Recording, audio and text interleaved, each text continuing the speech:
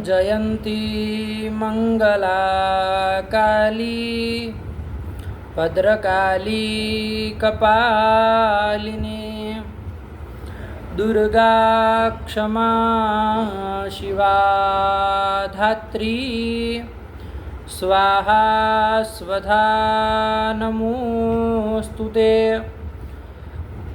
भगवत्यै नमः पराम्बिकायै नमः।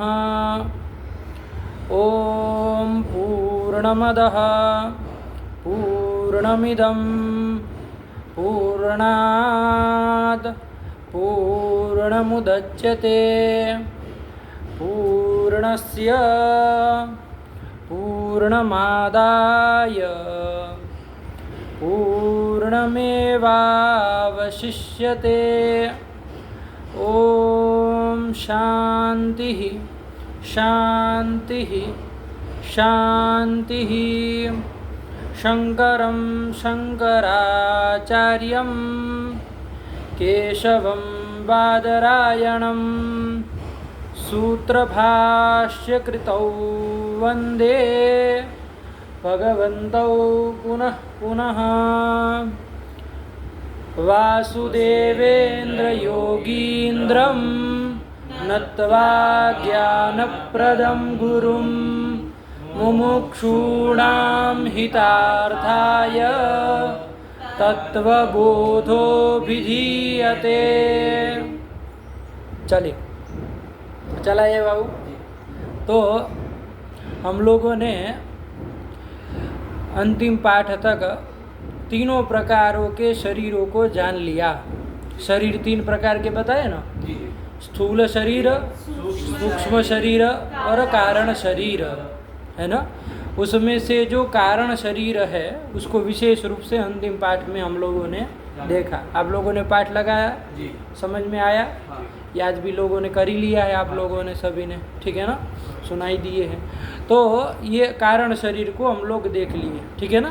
तो एतावता तीनों शरीरों को जब जान लिए तो इन तीनों प्रकारों के शरीरों से अतिरिक्त है आत्मा। स्थूल सूक्ष्म कारण शरीराद व्यतिरिक्त आत्मा, ये कहे थे ना। तो इन तीनों शरीरों से व्यतिरिक्त है आत्मा, ये जान लिए। इसके बाद आया था वहाँ आत्म स्वरूप निरूपण में कि अवस्थात्रय साक्षी आत्मा के लिए बताया था ना। आत्मा क्या है? अवस्थात्रय का साक्षी है, तीनों प्रकारों की अवस्थाओं को जानने वाला है, साक्षी है। आया कि नहीं आया? अब प्रश्न आया कि वो तीनों प्रकार की अवस्था क्या है, तो उसको यहाँ पर प्रश्न करके उत्तर के रूप में आचार्य बता रहा है ना। कुछ पाठ चली गया था, अवस्थात्रयम किम, है ना, प्रश्न किए थे कि ये तीनों प्रकार की अवस्थाएं क्या है, अवस्थात्रय क्या है। तो उन्होंने बताया कि जागृत स्वप्न सुषुप्तयस्तिस्रो अवस्था, जागृत अवस्था, स्वप्नावस्था और सुषुप्ति अवस्था करके अवस्था तीन प्रकार की है। आया कि नहीं? ये पाठ भी हम लोग पिछले पाठ में देख ही लिए थे, ये ग्रंथ पढ़ ही लिए थे। आया कि नहीं आया? तीन प्रकार की अवस्था है। क्या क्या तीन प्रकार की अवस्था बताई? अवस्था, स्वप्न अवस्था और सुषुप्ति अवस्था। सुषुप्ति अवस्था आया कि नहीं आया? तो ये तीन प्रकार की अवस्था है। इन तीनों अवस्थाओं को जानने वाला आत्मा है, अवस्थात्रय साक्षी। ये अवस्थात्रय जो है वो आत्मा नहीं है, अवस्थात्रय का साक्षी है, अवस्थात्रय को जानने वाला है। आया कि नहीं आया? तो चलिए, तो उसको तो देखेंगे। अभी तीनों प्रकार की अवस्थाओं को एक एक करके देखा जाए। सबसे पहली कौन अवस्था आई? जागृत अवस्था। वो जागृत अवस्था किसको कहते हैं, तो उसी को देखिए प्रश्न कर रहे हैं, है ना। यही ग्रंथ आ रहा है ना, ग्रंथ लिखा हुआ है ना। हाँ चलिए। जागृत अवस्था का, जागृत अवस्था का श्रोत्रादि ज्ञानेन्द्रियैः शब्दादि विषयो ज्ञायते इति यत् तत् जाग्रद अवस्था जागृत अवस्था स्थूल शरीरैतदवस्थाभिमानी स्थूल शरीरैतदवस्थाभिमानी आत्मा विश्व इति उच्यते। आत्मा विश्व इति उच्यते। है ना, पढ़ो पूरा। जागृत अवस्था का श्रोत्रादि ज्ञानेन्द्रियैः शब्दादि विषयो ज्ञायते इति तत् जागृत अवस्था स्थूल शरीरैतदवस्थाभिमानी आत्मा विश्व इति उच्यते। यही है। आया कि नहीं? तीनों लड़के हैं, लेकिन सबसे अच्छी और ऊंचे आवाज़ से वो लड़की बोल रही है। उसी की आवाज़ स्पष्ट और साफ साफ सुनाई दे रही। तीनों है कि मतलब दब रहे। अरे भाई, आवाज़ निकाल के साफ साफ ग्रंथ पढ़ो। कितना साफ बोलती है वो लड़की, हैं? चलो, अरे शुद्ध उच्चारण के साथ और ऊंची आवाज़ से बोला करो। दब्बू आवाज़ से शास्त्र नहीं पढ़ा जाता, ठीक है? तो जागृत अवस्था क्या है? जागृत अवस्था क्या है? किसको जागृत अवस्था कहते हैं? तो उसी को भगवान शंकराचार्य बता रहे हैं कि श्रोत्रादि ज्ञानेन्द्रियैः शब्दादि विषयो ज्ञायते इति यत् तत् जागृत अवस्था। श्रोत्रादि जो ज्ञानेन्द्रिया है, श्रोत्रादि ज्ञानेन्द्रिया है ना? पता ही आप लोगों को श्रोत्रादि ज्ञानेन्द्रिय बोलो तो आयुष श्रोत्रम त्वक् चक्षुः रसना घ्राणम। आया कि नहीं? ये पंच ज्ञानेन्द्रिया है। तो ये जो श्रोत्र आदि ज्ञानेन्द्रिया है, उन ज्ञानेन्द्रियों के द्वारा शब्द आदि विषय का ग्रहण होता है ना? शब्द आदि विषय का श्रोत्र इंद्रिय से शब्द का ग्रहण होगा, श्रोत्र के त्वक इंद्रिय से स्पर्श का ग्रहण होगा, चक्षुरेंद्रिय से रूप का ग्रहण होता है, रसनेन्द्रिय से रस का ग्रहण होता है, घ्राणेन्द्रिय से गंध का ग्रहण होता है कि नहीं होता है? ज्ञान होता है ना? तो वही कह रहे कि श्रोत्रादि ज्ञानेन्द्रियों के द्वारा शब्दादि विषयो ज्ञायते, शब्दादि विषय का ज्ञान होता है। तो इति यत् तत् जागृत अवस्था, यही जागृत अवस्था है। ध्यान से समझिएगा। अभी आगे स्वप्नावस्था बताएंगे। देखो, स्वप्नावस्था में भी हमको प्रपंचों की प्रतीति होती है। सारे के सारे दुनिया के जितने प्रपंच है उन सब की प्रतीति होती है, लेकिन वहाँ श्रोत्रादि इंद्रियों से होती है क्या?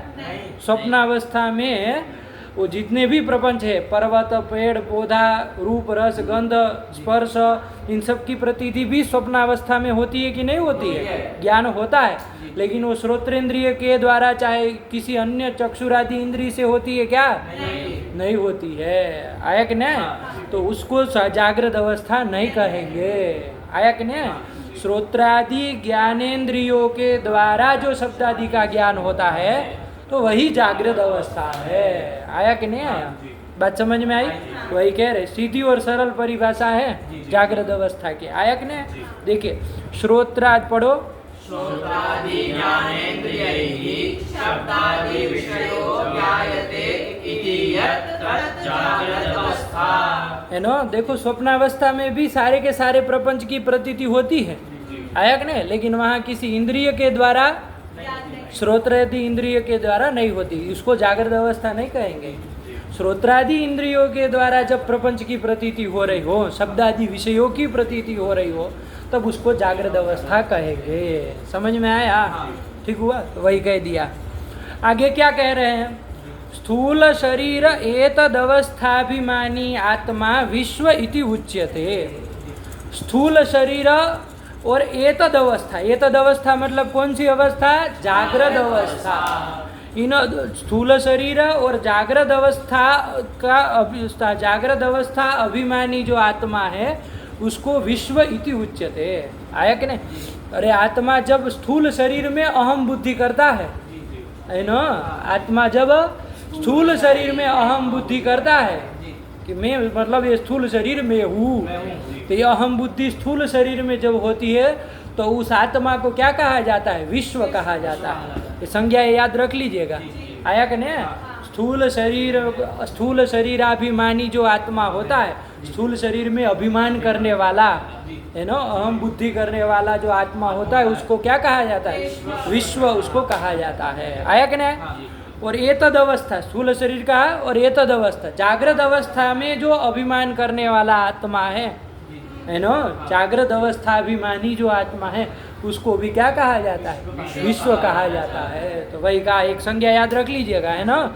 ऐसी तीनों में आएगी आगे भी, तो वो याद हो जानी चाहिए। ग्रंथ याद करेंगे तो रहेगी ही। आया कि नहीं?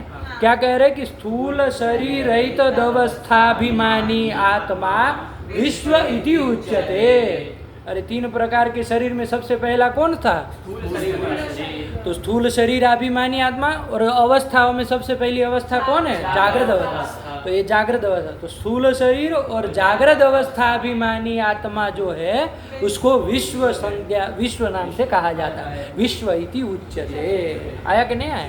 चलिए, तो यही कर दिया। ये जागृत अवस्था का निरूपण यहाँ पर इन्होंने कर दिया। बैठ गई बात?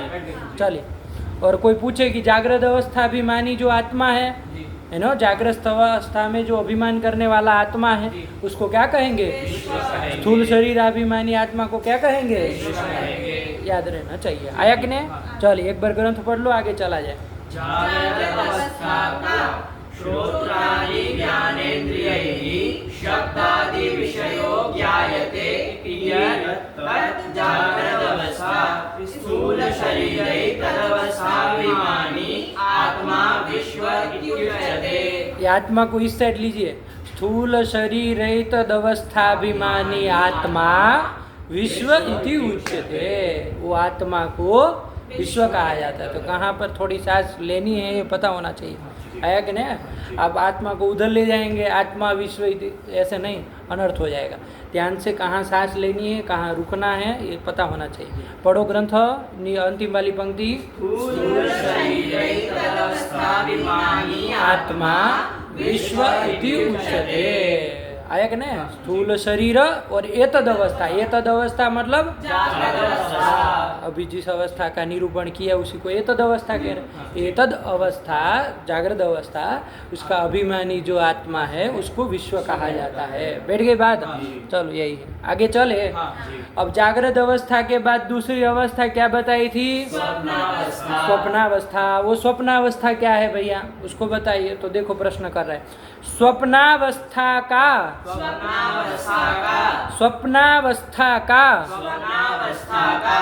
जागृत अवस्थायाम यदृष्टम यच्छ्रुतम तज्जनित वासनया निद्रा समये या प्रपंच प्रतीतिः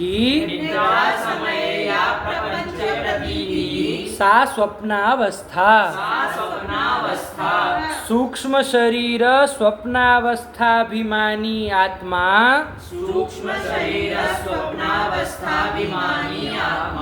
तैजस इत्युच्यते। पढ़ो पूरा। स्वप्नावस्था का जागृत अवस्थायां यदृष्टं यच्छ्रुतं तज्जनित वासनया निद्रा समये या प्रपंच प्रतीतिः सा स्वप्नावस्था। सूक्ष्म शरीर स्वप्नावस्थाभिमानी आत्मा तेजस इत्युच्यते। तेजस नहीं, तैजस। तेजस अकारांत है ना? तैजस इत्युच्यते। आया? चलिए, यही कर दिया। स्वप्नावस्था किसको कहते हैं? तो बताया कि जागृत अवस्थायाम यद दृष्टम यद श्रुतम। जागृत अवस्था में हमने जो कुछ चीज़ देखी, जो कुछ सुना, और खाली देखा सुना नहीं, और भी जिसके गंध का ज्ञान किया, जो भी सूंघा, जो भी स्पर्श किया, जो भी किया, जितना भी मतलब ज्ञान हुआ जागृत अवस्था में, वो सबको लेना है ना। तो जागृत अवस्थायाम यद दृष्टम यद श्रुतम तज्जनित वासनया। देखो अब क्या होता है, जागृत अवस्था में शब्दादि विषयों का ज्ञान हुआ श्रोत्रादि इंद्रियों के द्वारा, तो उससे हो क्या जाता है, उसका एक संस्कार बन जाता है ना। जिस चीज़ का हम पहले अनुभव करते हैं तो उसका क्या हो जाता है, संस्कार उत्पन्न हो जाता है। आया कि नहीं? है ना। जो संस्कार क्या कराता है, आगे जाकर के स्मरण करता है। थोड़ा बहुत भी किसी ने न्याय पढ़ा होगा तो उसको प्रक्रिया पता होगी, है ना। स्मरण हम लोगों को कैसे होता है, तो हमको स्मृति होती है ना किसी भी चीज़ की। तो स्मृति कैसे होती है, क्या क्रम है? तो पहले किसी चीज़ को हम लोगों ने देखा होगा, है ना, अपनी इंद्रियों के द्वारा कैसे भी किसी चीज़ का ज्ञान किया होगा, पहले अनुभवात्मक ज्ञान किया होगा कि नहीं हुआ होगा। उसके बाद क्या होता है, तद विषयक संस्कार एक उत्पन्न हो जाता है, उसी विषय का एक संस्कार रहता है।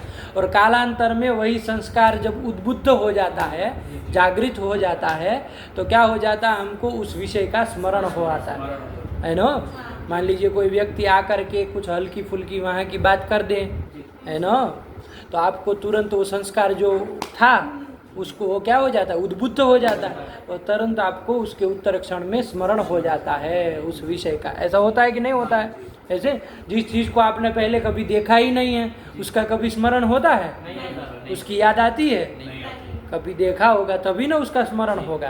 तो क्या होता है, क्या कह रहे हैं यहाँ पर कि जागृत अवस्था में जो विषय को देखा, सुना, सूंघा, आया कि नहीं, उन विस्तजनित वासनाया, उससे जनित जो वासना, एक संस्कार वासना उत्पन्न हो जाती है, उस वासना के द्वारा तज्जनित वासनया निद्रा समये या प्रपंच प्रतीति ही, उस वासना से क्या होता है, निद्रा समये जब हम लोग सो जाते हैं तो उस समय प्रपंच की प्रतीति होती है। उस प्रपंच की जो उस समय निद्रा समय में जो प्रपंच की प्रतीति हो रही है उसी को स्वप्नावस्था कहते हैं। आया कि नहीं? ध्यान से समझिएगा बात को, एकदम सरल बात है, उलझना नहीं है। स्वप्नावस्था किसको कहते हैं, ये प्रश्न था ना, तो सीधा सीधा उत्तर है कि निद्रा समये या प्रपंच प्रतिष्ठि ही सा स्वप्नावस्था, कि निद्रा समय में, सोते समय जो हम लोगों को प्रपंच की प्रतीति होती है ना, पूरे सब चीज़ें, क्या क्या चीज़ें सब दिखाई देती है कि नहीं दिखाई देती, तो वो जो प्रपंच की प्रतीति होती है वो उसको क्या कहते हैं, स्वप्नावस्था कहते हैं। आया कि नहीं? वो जो प्रपंच की प्रतीति हो रही बाबू निद्रा समय में, वो इंद्रियों के द्वारा नहीं हो रही। उस समय श्रोत्रादि इंद्रियों के द्वारा, चाहे चक्षुर आँख से देख रहे क्या उस समय, स्वप्न जब आप देखते हैं, स्वप्न में क्या क्या चीज़ देखते हैं, सब चीज़ें, है ना, तो अपने आँख से देख रहे क्या, अपने श्रोत्रेंद्रिय से सुन रहे क्या वहाँ शब्द, नाक से सूंघ रहे क्या वहाँ पर, हाँ, श्रोत्रेंद्रिय से वो प्रपंच की प्रतीति नहीं होती। अभी तो कैसे होती है, तो जो जागृत अवस्था में हम लोगों ने जो ज्ञान किया था, उस ज्ञान से जनित जो वासना है यानी कि संस्कार है, उस संस्कार से ये प्रपंच की प्रतीति होती है ना। दिन भर आप अनुभव किए होंगे, दिन भर जो हम देखते हैं, सुनते हैं, वही रात को सपने में देखते हैं। आया कि नहीं आया? आप अनुभव कभी अभी देखिएगा, रात को सोते समय मान लीजिए आपने कुछ बहुत कुछ मतलब ध्यान मग्न हो करके देखा, कुछ मोबाइल में ही मान लीजिए देख लिया, है कि नहीं? रात को सोएंगे तो वही स्वप्न में आता है, होता है कि नहीं होता है? तो क्या होता है, जागृत अवस्था में तो हमने वो उन चीज़ों का ज्ञान कैसे किया, इंद्रियों के द्वारा किया। तो वो जो ज्ञान हुआ जागृत अवस्था में, उस ज्ञान से क्या हो गया, एक वासना उत्पन्न हो गई। उस वासना के कारण क्या होता है, हम जब सोते हैं तो उस समय प्रपंच की प्रतीति होती है। तो वो जो निद्रा समय में प्रपंच की प्रतीति हो रही है वही स्वप्नावस्था है। सीधा सीधा सरल है, नहीं आ रहा है? बैठी बात की नहीं बैठी? पढ़ो क्या कहे, जागृत अवस्थायाम यद दृष्टम यद श्रुतम तज्जनित वासनया, है ना, जागृत अवस्था में जो देखा, जो सुना, उससे जनित जो वासना है, संस्कार है, उस वासना के द्वारा निद्रा समये या प्रपंच प्रतीति ही स्वप्नावस्था, उसी को स्वप्नावस्था कहते हैं। आया कि नहीं? वहाँ देखो, निद्रा समय में जो प्रपंच प्रतीति हो रही है वो इंद्रियों के द्वारा नहीं ना होती है, तो उसको जागृत अवस्था नहीं कहेंगे। अंतर समझ में आ रहा है? जागृत अवस्था में और स्वप्नावस्था में अंतर आया? हाँ, प्रपंच की प्रतीति तो होती है बाबू, दोनों में हो रही है, जागृत अवस्था में भी हो रही है और स्वप्नावस्था में भी हो रही है। लेकिन जागृत अवस्था में उस प्रपंच की प्रतीति किसके द्वारा होती है? इंद्रियों के द्वारा होती है, श्रोत्रादि इंद्रियों के द्वारा होती है। और स्वप्नावस्था में जो प्रपंच की प्रतीति होती है वो इंद्रियों के द्वारा होती है क्या? वो तो वासना के कारण होती है। जैसी वासना होगी वैसी ही स्वप्न अवस्था में प्रपंच की प्रतीति होती है। होती है कि नहीं होती?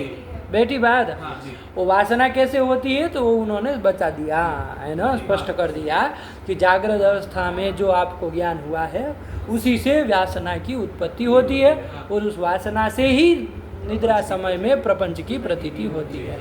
बात समझ में आ गई? हाँ जी। कोई दिक्कत नहीं ना है इसमें? चलो, एकदम इतना सरल भाषा में कहीं आपको इन सब चीज़ों का निरूपण नहीं मिलेगा, नहीं ना मिलेगा। इतनी सरल और सीधी सीधी भाषा में कि कहाँ से कैसे किसको जागृत अवस्था कहेंगे, किसको स्वप्नावस्था कहेंगे। चलो पढ़ो, क्या कह रहे हैं? जागृत अवस्थायाम यदृष्टं यच्छ्रुतं तज्जनितवासनया निद्रासमये या प्रपञ्चप्रतीतिः सा स्वप्नावस्था, इसी को स्वप्नावस्था कहते हैं।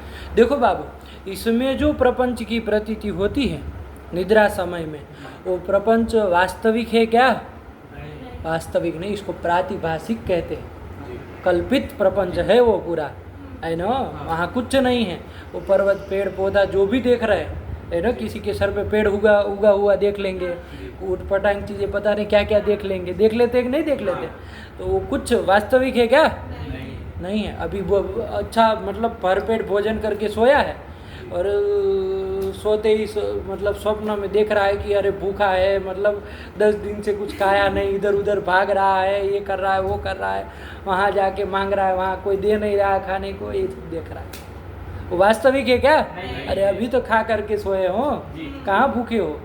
तो वो सब काल्पनिक, वो कल्पित है ना। उसको प्रातिभाषिक प्रपंच कहते हैं। क्या कहते हैं? प्रातिभाषिक प्रपंच। और ये जो देख रहे हैं हम लोग जागृत अवस्था में, वो सब व्यावहारिक प्रपंच इसको कहते हैं। आया ना? ये क्या है? अरे वो यहाँ व्यवहार हो सकता है ना, वो स्वप्नावस्था में जो पदार्थ है उससे कोई व्यवहार हो पाएगा? वो प्रातिभाषिक प्रपंच है। ये जो प्रपंच अभी जो हम लोग जागृत अवस्था में देख रहे हैं, वो सारा का सारा प्रपंच व्यावहारिक प्रपंच कहा जाता है। ये भी जाने रहे ना, है ना, ये सब चीज़ों भी पता रखो। आया कि नहीं? चलो, तो वही कह दिया यहाँ पर कि स्वप्नावस्था क्या है, ठीक है ना। आगे क्या कह रहे हैं? सूक्ष्म शरीर स्वप्नावस्थाभिमानी आत्मा तैजस इति उच्यते। सूक्ष्म शरीराभिमानी आत्मा और स्वप्नावस्थाभिमानी जो आत्मा है उसको तैजस कहा जाता है ना। सूक्ष्म शरीर में अभिमान करने वाला, अहम बुद्धि करने वाला, है ना, जो आत्मा है उसको क्या कहा जाता है? तैजस कहा जाएगा। स्वप्नावस्था में जो अभिमान करने वाला आत्मा है उसको तैजस कहा जाएगा। आया कि नहीं? स्थूल शरीर और जागृत अवस्था में अभिमान करने वाले आत्मा का क्या नाम है? विश्व। और सूक्ष्म शरीर और स्वप्नावस्था में अभिमान करने वाले आत्मा का नाम तेजस। तेजस, वही बता दिया। ये संज्ञा ये भी याद रखना है ना, क्योंकि ये कहीं फिर विचार न करना पड़े। कहीं तेजस लिखा हुआ आए तो आप सोचते फिरे तेजस क्या है, विश्व क्या है। तो ये सब संज्ञाएं भी याद रह जानी चाहिए। चलो पढ़ो पढ़ो, क्या लिखे हैं? सूक्ष्म शरीर स्वप्नावस्थाभिमानी आत्मा तेजस इति उच्यते। आ गया? पूरा पढ़ लो बाबू ग्रंथ। स्वप्नावस्था का जागृत अवस्थायां यदृष्टं यच्छ्रुतं तज्जनितवासनया निद्रा समये या प्रपंच प्रतीतिः सा स्वप्नावस्था। सूक्ष्म शरीर स्वप्नावस्थाभिमानी आत्मा तेजस इत्युच्यते। तेजस इत्युच्यते। हो गया? दो अवस्था देख ली बाबू, कौन कौन? जागृत अवस्था और स्वप्नावस्था। अब तीसरी अवस्था क्या है? सुषुप्ति अवस्था। ध्यान से, सुषुप्ता नहीं, सुषुप्ति। आगे अवस्था है, संधि करेंगे तो यण होगा कि दीर्घ हो जाएगा? सुषुप्ति अवस्था। अलग अलग बोलो तो सुषुप्ति अवस्था, सुषुप्ति अवस्था। तो उसको बताने जा रहे। सुषुप्ति अवस्था का, सुषुप्ति अवस्था का, ये लड़की गलत बोल रही हो, ध्यान से। सुषुप्ति अवस्था का अहम किमपि न जानामि सुखेन मया निद्रानुभूयते इति यत् तत् सुषुप्त्यवस्था तत्सुषुप्त्यवस्था एतदवस्था कारण शरीराभिमानी आत्मा एतदवस्था कारण शरीराभिमानी आत्मा प्राज्ञ इत्युच्यते। प्राज्ञ इत्युच्यते। पूरा पढ़ो। सुषुप्त्यवस्था का अहं किमपि न न जानामि सुखेन मया निद्रानुभूयते इति यत् तत् सुषुप्त्यवस्था एतदवस्था कारण शरीराभिमानी आत्मा प्राज्ञ इत्युच्यते। आया कि नहीं? चलो। सुषुप्ति अवस्था का, सुषुप्ति अवस्था किसको कहते हैं? तो बताया कि अहम किमपि न जानामि सुखेन मया निद्रानुभूयते इति यत् तत् सुषुप्ति अवस्था। देखो, आप सभी लोगों का अनुभव होगा, जब आप लोग गाढ़ निद्रा में सोते हैं, है ना, एकदम गाढ़ निद्रा, बड़ी बढ़िया निद्रा आ जाती है, तो जब सुबह उठते हैं आप, तो क्या कहते हैं कि कोई आके पूछे कि अरे रात को वो आवाज़ हो रही थी, ये हो रहा था, सुना तुमने कुछ? तो क्या कहता है? अहम किमपि न जानामि, अरे मुझे कुछ नहीं पता, मैं कुछ नहीं जानता। आया कि नहीं? सुखेन मया निद्रा अनुभूयते, मैं तो सुख से सो गया था, मुझे कुछ नहीं पता। यही ना कहते कि नहीं कहते? ये सबको अनुभव होता है, प्रतीति, ये ज्ञान होता है ना। सब उठ करके, हर कोई जो गाढ़ निद्रा आई होगी, बढ़िया सी निद्रा आ जाती है जब, तब उठ करके ये होता है, ज्ञान होता है कि सुखम अहम अस्वाप्सम न किंचिद अवेदिशम। दूसरे ग्रंथों में देखेंगे तो इस तरह की भाषा भी मिलती है। यहाँ पर जो इन्होंने लिखा वो भी ठीक है। ऐसे में सुखम अहम अस्वाप्सम, भूतकालीन प्रयोग, मैं सुख से सो गया था, न किंचिद अवेदिशम, मैं कुछ नहीं जानता हूँ क्या हुआ रात को। ये होता है कि नहीं होता? ये उठने के बाद होता है।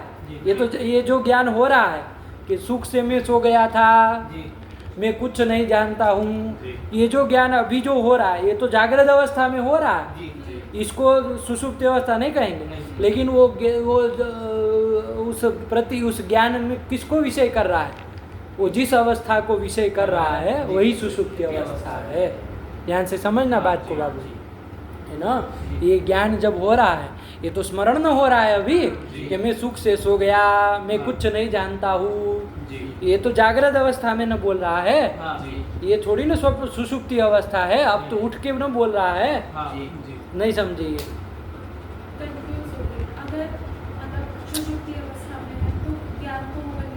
अरे सुषुप्ति अवस्था में क्यों नहीं, ज्ञान तो हो रहा है ना। अरे देखो बता रहे, अभी देखो क्या बात है, अच्छे से समझो, ज़्यादा घोंच पोच मत कर, बता रहे, सारी बातें क्लियर कर रहे हैं। ये उठने के बाद ये ज्ञान होता है, ये चीज़ समझ में आ रहा है। उठ, ये कब कहता है आदमी कि मैं सुख से सो गया था, मुझे कुछ नहीं पता, वो कौन सी अवस्था में कह रहा है? ये जागृत अवस्था में कह रहा है। उसको सुषुप्ति अवस्था मत कह दीजिए। आया कि नहीं आया? लेकिन ये जो कह रहा है कि मैं कुछ नहीं जानता हूँ, मैं सुख से सो गया, है ना, तो मैं कुछ नहीं जानता हूँ, है ना, मैं कुछ नहीं जानता हूँ, ये जो कह रहा है, मतलब मुझे किसी विषय का ज्ञान नहीं था, मतलब मुझे अज्ञान था। ये अज्ञान का स्मरण कर रहा है कि नहीं कर रहा है? अज्ञान का अभी ये क्या कर रहा है? स्मरण कर रहा है। अरे जैसे आप कहे कि मैं घट को जान रहा हूँ, तो यहाँ पर ज्ञान का विषय कौन हुआ? घट हुआ। वैसे ही कह रहे कि मैं कुछ नहीं जान रहा हूँ, है ना, तो ये किस चीज़ का ज्ञान हो रहा है? अज्ञान का ना हो रहा है। और ये अज्ञान का जो अभी ज्ञान हो रहा है उठने के बाद, वो अनुभवात्मक ज्ञान हो रहा है क्या? अरे अभी वो अज्ञान नहीं ना है, अभी अज्ञान नहीं ना। अज्ञान कब था? जब सो रहा था, सुषुप्ति अवस्था में था, तब अज्ञान था, उसका अभिस्मरण कर रहा है। तो अभिस्मरण कब कर पाएगा? जब पहले उसने ज्ञान किया होगा। अज्ञान का पहले ज्ञान हुआ होगा, क्योंकि जिसकी चीज़ का अनुभव ही नहीं हुआ, उस चीज़ का कभी स्मरण आदमी कर पाता है? आपने प्रयागराज में संगम को देखा ही नहीं, तो आपको संगम का कभी भी स्मरण हो सकता है? नहीं हो सकता है। आया कि नहीं आया? तो ये जो अभी उठने के बाद कह रहा है कि सर्व विषयक अज्ञानवान अहम, है ना, कि सभी विषय का मुझे अज्ञान था, तो ये जो अज्ञान का अभी का ज्ञान कर रहा है वो अज्ञान का अनुभवात्मक ज्ञान तो है नहीं। नहीं है जी। अब तो अज्ञान नहीं ना है, अभी तो जाग रहा है, अभी देख रहा है सब चीजों को, अभी तो अज्ञान है नहीं। नहीं है। अभी जो अज्ञान का जो एक ज्ञान हो रहा है, कौन सा ज्ञान है ये? स्मरणात्मक ज्ञान है। तो स्मरणात्मक ज्ञान है तो इसका मतलब इसको अज्ञान का पहले अनुभवात्मक ज्ञान जरूर हुआ है, तभी उस अज्ञान का अभी स्मरण कर रहा है। तो वो अज्ञान का अनुभवात्मक ज्ञान कब हुआ? जब वो सुषुप्ति अवस्था में था। आया कि नहीं आया? सुषुप्ति अवस्था में जब था तब उसको अज्ञान था, सर्व विषयक अज्ञान था। सुषुप्ति अवस्था में तो कोई स्वप्न वप्न कुछ नहीं दिखाई देता, वही स्वप्न अवस्था, क्षम्यता, सुषुप्ति अवस्था है। जी जी अरे स्वप्न आदि देखता है, कुछ ज्ञान करता है, तब तो वो स्वप्नावस्था हो गई। जी। लेकिन ऐसी गाढ़ निद्रा में सोया, कोई स्वप्न नहीं, कुछ नहीं, ऐसे भी तो सोता है आदमी, हाँ है कि नहीं? हाँ तभी ना कहता है कि मैंने कुछ नहीं देखा। जब स्वप्न देखा होगा तब नहीं कहेगा कि मुझे कुछ ज्ञान नहीं, तब तो उठ के कहेगा रात को मैंने ये स्वप्न में देखा, भूत को देखा, प्रेत को देखा, फलाने को देखा, ठिकने को देखा, फोन करके बताएगा आपको आज स्वप्न में देखा। कहता है कि नहीं कहता? हाँ। तब नहीं कहता है कि कुछ नहीं जाना मैंने। जी ये कब करता है? जब वो गाढ़ निद्रा में सो गया होता है, सुषुप्ति अवस्था में होता है, उसके बाद जब उठता है तब जाके ये वाक्य बोलता है ना? हाँ। कि सुखम अहम अस्वाप्सम, मैं सुख से सो गया। यहाँ पर जो शब्द का है उसको भी ध्यान रखिए। हाँ। सुखेन मया निद्रानुभूयते, मैं सुख से निद्रा का अनुभव कर रहा था, सुख से सो गया था, है कि नहीं? हाँ। अहम किमपि न जानामि, मैं कुछ नहीं जानता हूँ। आया कि नहीं? हाँ। तो ये यही सुषुप्ति अवस्था है। आया कि नहीं? हाँ। मतलब ये ज्ञान जब हो रहा है वो सुषुप्ति अवस्था नहीं है। नहीं। ये जो बोल रहा है कि अहम किमपि न जानामि, सुखम अहम अस्वाप्सम, सुखेन मया निद्रानुभूयते, है ना? हाँ। तो वो उसको नहीं कहेंगे, ध्यान से समझिएगा। वो जब हो रहा था अज्ञान का, जब अनुभवात्मक ज्ञान हो रहा था, है ना, सुख से निद्रा ले रहा था, वो सुषुप्ति अवस्था है। ये तो उठने के बाद उसको स्मरण हो रहा है कि मैं कुछ नहीं जाना, मुझे कुछ नहीं पता, मैं तो सुख से सो गया था। तो ये तो अभी जागृत अवस्था में हो रहा है स्मरणात्मक ज्ञान। लेकिन उसका अनुभवात्मक ज्ञान कब हुआ? सुषुप्ति अवस्था में। वही सुषुप्ति अवस्था है। आया कि नहीं आया? हाँ। चलो वही कह दिया, पढ़ो। सुषुप्त्यवस्था का अहं किमपि न जानामि, सुखेन मया निद्रानुभूयते इति यत् सुषुप्त्यवस्था। है नो, अहम किमपि न जानामि, सुखेन मया निद्रानुभूयते इति यत् तत् सुषुप्ति अवस्था। आया ना? सुषुप्ति अवस्था समझ में आई कि नहीं आई बाबू?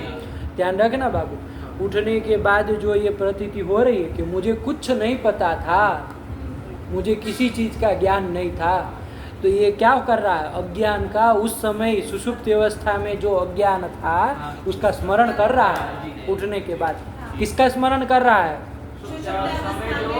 ज्ञान था उसका स्मरण कर रहा है। तो स्मरण कब हो पाता है? जब उस अज्ञान का पहले ज्ञान हुआ हो, अनुभव हुआ हो, तभी ना स्मरण कर पाएगा। तो वो अज्ञान का अनुभव कब होता है? सुषुप्ति अवस्था में होता है। आया कि नहीं आया? उठने के बाद वो जो सुषुप्ति अवस्था में अज्ञान का अनुभवात्मक ज्ञान हुआ था उसका स्मरण करता है। आया कि नहीं आया? तो चलिए यही सुषुप्ति अवस्था है। बैठी बात सरल है, बिठाइएगा। यदि कहीं दिक्कत लगे तो बेझिझक पूछिएगा, ठीक है ना? ध्यान से लगाइएगा। चलिए, सुषुप्ति अवस्था का हो गया ना? अहम किमपि न जानामि, सुखेन मया निद्रानुभूयते इति यत् तत् सुषुप्ति अवस्था। आया कि नहीं? एतद अवस्था कारण शरीराभिमानी आत्मा प्राज्ञ इति उच्यते। एतद अवस्था मतलब कौन सी अवस्था? सुषुप्ति अवस्था और कारण शरीर। आया कि नहीं? इसका अभिमानी जो आत्मा है उसका नाम क्या है? प्राज्ञ। प्राज्ञ उसका नाम है ना? अरे कारण शरीर में अभिमान करने वाले आत्मा का नाम है प्राज्ञ, है ना? सुषुप्ति अवस्था में अभिमान करने वाले आत्मा का नाम है प्राज्ञ। तो वही कह दिया, ये तद अवस्था कारण शरीराभिमानी आत्मा प्राज्ञ इत्युच्यते। तो क्रम से संग आत्मा के नाम भी याद रहेंगे ना, है ना?